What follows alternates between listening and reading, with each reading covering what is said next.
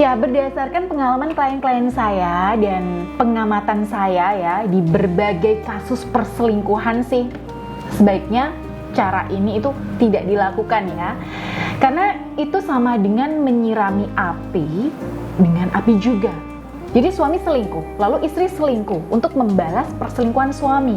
Nah, karena tersulut emosi dan suami ini nggak terima, ya si suami justru makin lengket sama selingkuhannya. Ya, semakin istri deket sama selingkuhan, suami justru makin lengket sama si pelakor. Ya, kalau diibaratkan nih, suami istri ini main api bareng-bareng. Ya, yang terbakar siapa?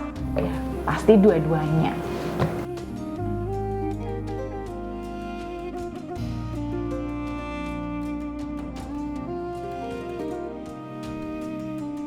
Ya, betul ya. Anda itu tidak salah di sini. Ya, memang ada di sini ya kasus-kasus seperti itu. Tapi kalau dibandingkan yang berhasil, itu hanya sedikit. Nah, resikonya justru lebih besar. Memang ada suami yang kapok selingkuh setelah tahu rasanya diselingkuhi. Tapi ya, namanya laki-laki itu makhluk dengan ego yang tinggi ya. Nah, yang sering terjadi justru suami makin melunjak dan makin mesra dengan selingkuhannya.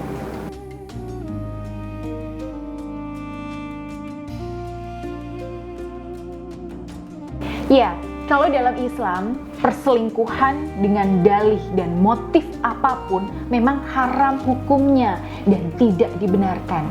Ya, meskipun alasannya hanya untuk membalas dan membuat jerak suami yang selingkuh.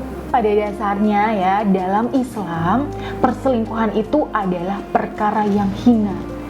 Jadi kalau ada pasangan kita yang jatuh dalam kehinaan, masa iya sih kita ikut-ikutan menghinakan diri?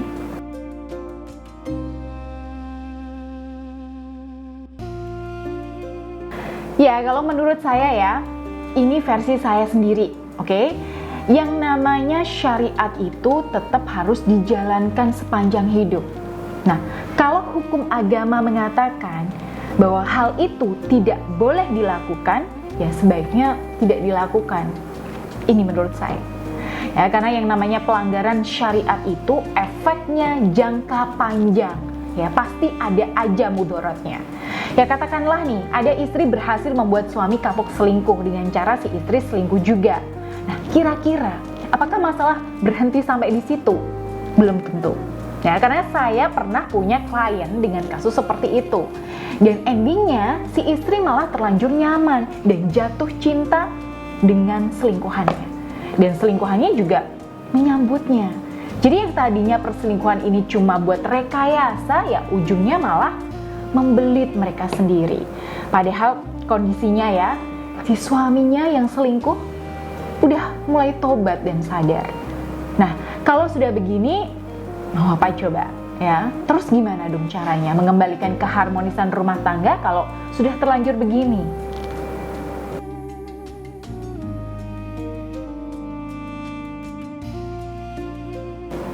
Ya, kalau dari saya, pertama-tama kita flashback ke belakang dulu.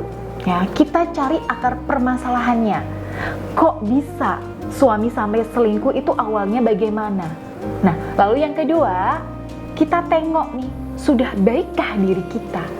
Ya, kalau kita memang sudah baik, artinya masalahnya ada di suami. Kan begitu? Nah, tinggal yang ketiga, jalin komunikasi yang lebih baik dengan suami. Nah, disinilah bagian yang paling menantang, Bun. Karena di tahap ini, kita nggak cuma sekedar ngomong, ceramah, ngasih tahu suami, apalagi marah-marah. Tapi juga soal bagaimana memilih waktu yang tepat, ya, situasi yang tepat, tempat yang pas untuk bicara, dan lebih ke pendekatan dari hati ke hati, supaya kita bisa menyentuh hati suami, supaya bisa sadar. Dan ini jelas butuh adanya ketenangan dan aura yang positif, sehingga omongan bunda di sini bisa masuk ke hati suami.